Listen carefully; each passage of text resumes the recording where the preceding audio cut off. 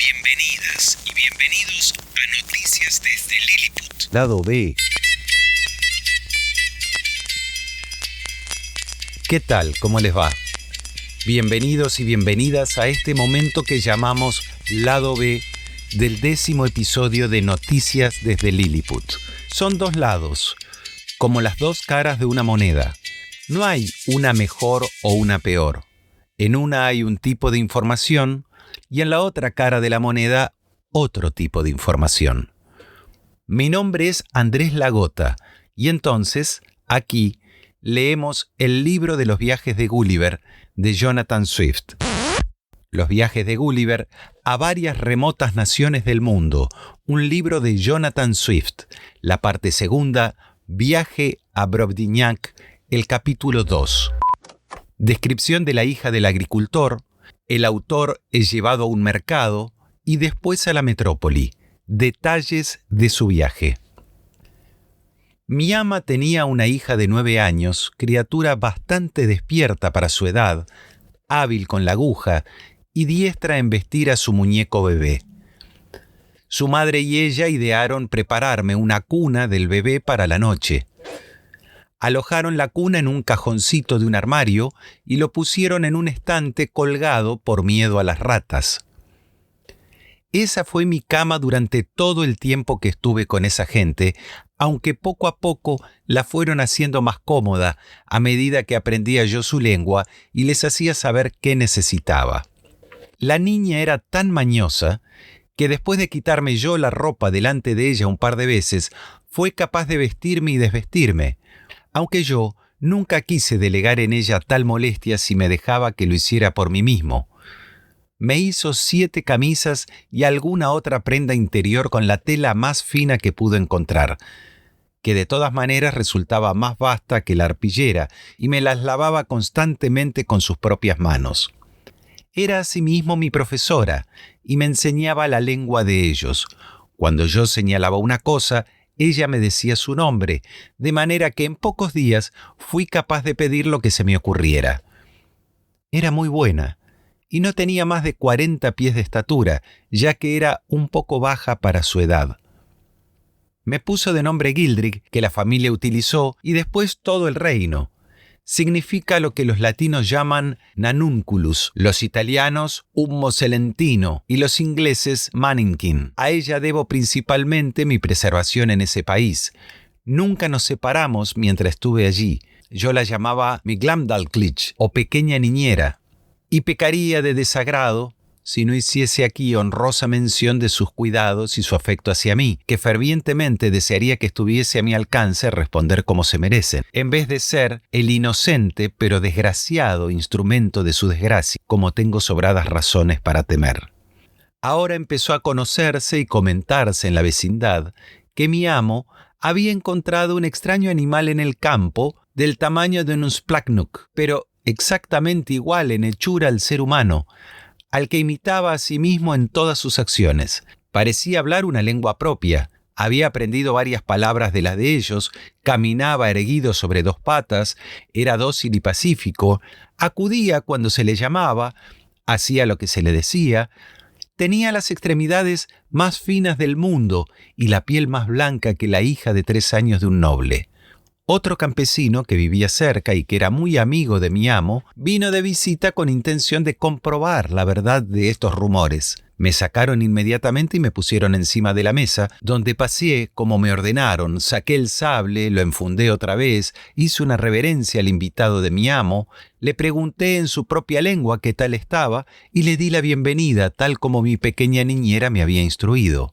Este hombre, que era viejo y cegato, se puso sus lentes para verme mejor, a lo cual no pude evitar echarme a reír de buena gana porque sus ojos parecían la luna llena asomando a una cámara con 2 ventanas. Los de nuestra casa, que comprendieron la causa de mi hilaridad, se unieron a mis risas, lo que hizo que el anciano fuera lo bastante necio para enojarse y quedarse confuso. Tenía fama de avaro y, para mi desgracia, muy bien se la merecía por el maldito consejo que dio a mi amo de que me exhibiera como espectáculo el día de mercado en un pueblo vecino que estaba a media hora a caballo, o sea, a unas 22 millas de nuestra casa. Sospeché que algo malo se tramaba al observar que mi amo y su amigo hablaban largo tiempo en voz baja, señalando a veces hacia mí, y mi recelo me hizo imaginar que oía y comprendía alguna de sus palabras. Pero a la mañana siguiente, mi pequeña niñera Glumdalclitch me contó todo el asunto, que astutamente le había sonsacado a su madre. La pobre niña me echó sobre su pecho y rompió a llorar de vergüenza y de pena. Temía que me viniera alguna desgracia de la gente ordinaria y vulgar, que me despachurrasen o me rompieran una pierna o un brazo al cogerme en sus manos. También había observado lo recatado que era respecto a mi persona, mi gran sentido del honor, y qué indigno me parecía que me exhibiesen como espectáculo público ante la gente más despreciable. Dijo que sus papás le habían prometido que Gildrig sería suyo, pero ahora veía que pensaban hacerle lo mismo que el año anterior. Le prometieron un corderito y cuando estuvo cebado lo vendieron al carnicero. Por mi parte, puedo asegurar sinceramente que estaba menos preocupado que mi niñera. Tenía la firme esperanza, que no me abandonó nunca, de que un día recobraría la libertad. Y en cuanto a la ignominia de que me fuesen enseñando por ahí como un monstruo, me consideraba un completo extranjero en el país y tal desgracia jamás pesaría sobre mí como un baldón si alguna vez regresaba a Inglaterra, dado que el propio rey de Gran Bretaña en mi situación habría tenido que soportar la misma vejación. Mi amo, conforme al consejo de su amigo, me llevó en una caja el siguiente día de mercado al pueblo vecino, trayéndose a su hijita, mi niñera, en una silla que aparejó detrás de él. La caja estaba cerrada por todos los lados, con una puertecita para que yo saliese y entrase, y unos agujeros hechos con barrena como ventilación.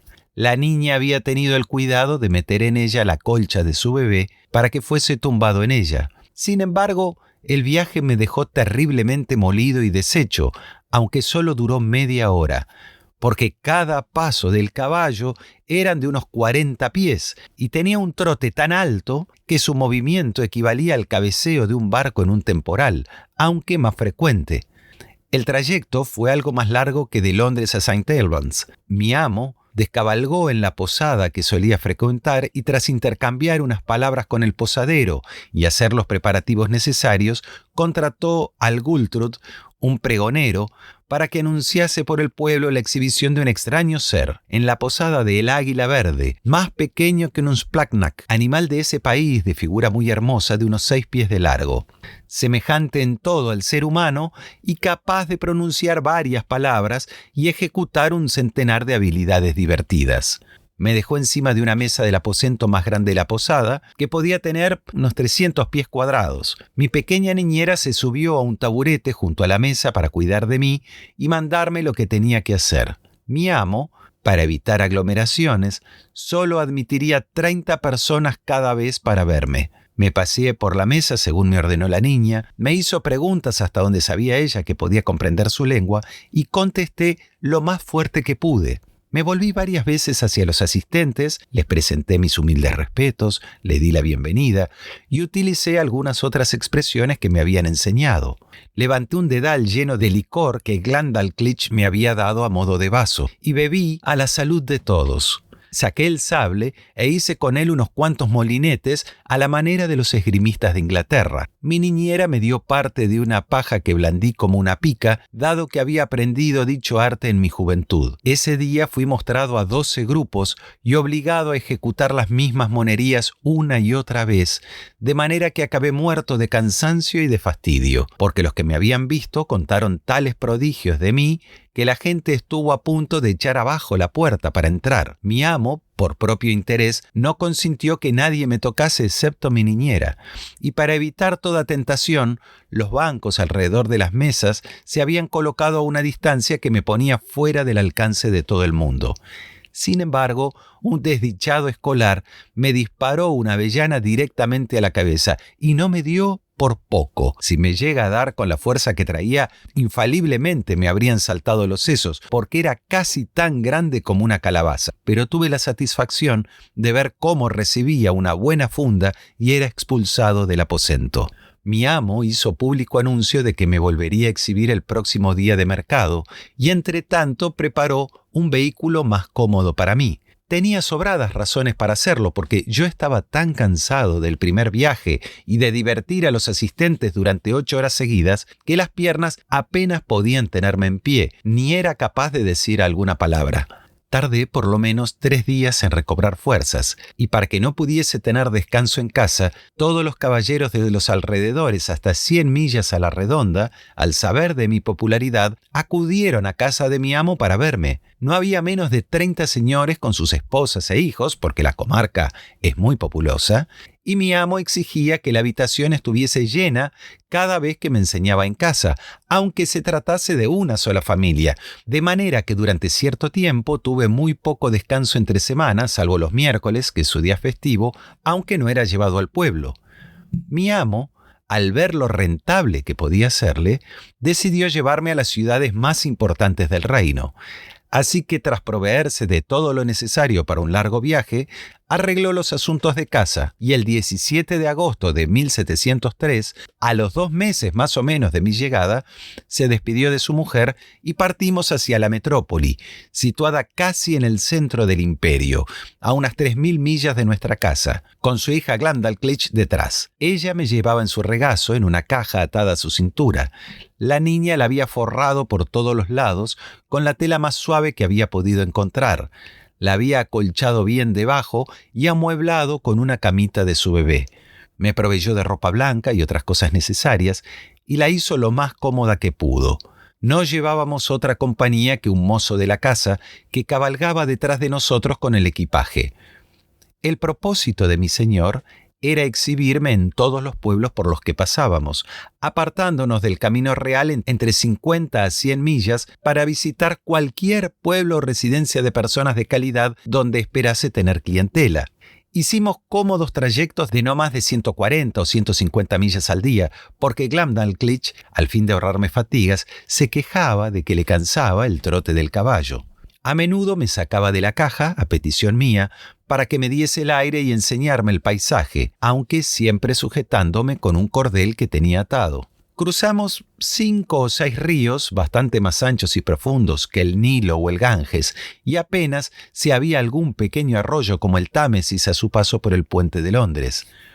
Invertimos 10 semanas en el viaje y fui exhibido en 18 grandes ciudades, así como en muchos pueblos y familias particulares. El día 26 de octubre llegamos a la metrópoli, llamada en su propia lengua Lorbrulgrud, o Orgullo del Universo.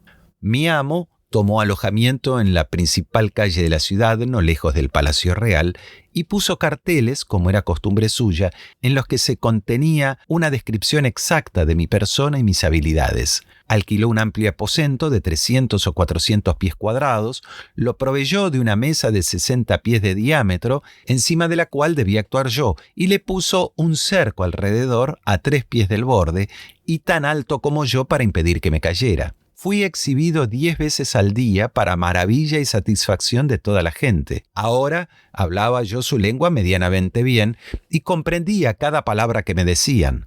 Además, había aprendido su alfabeto y me las arreglaba para construir alguna frase aquí y allá, porque Glendalclitch había sido mi maestra mientras estuvimos en casa y en las horas de descanso durante el viaje. Ella llevaba un librito en el bolsillo, no más grande que un atlas Sansón. Era un manual corriente para uso de las niñas que trataba brevemente de su religión. Con él me enseñó las letras y a interpretar las palabras. Hasta nuestro próximo encuentro, en el que compartiremos el capítulo 3 de la parte 2, donde Gulliver va a ser comprado por la reina de Brobdingnac como regalo al rey y empezará su vida en la corte de los gigantes.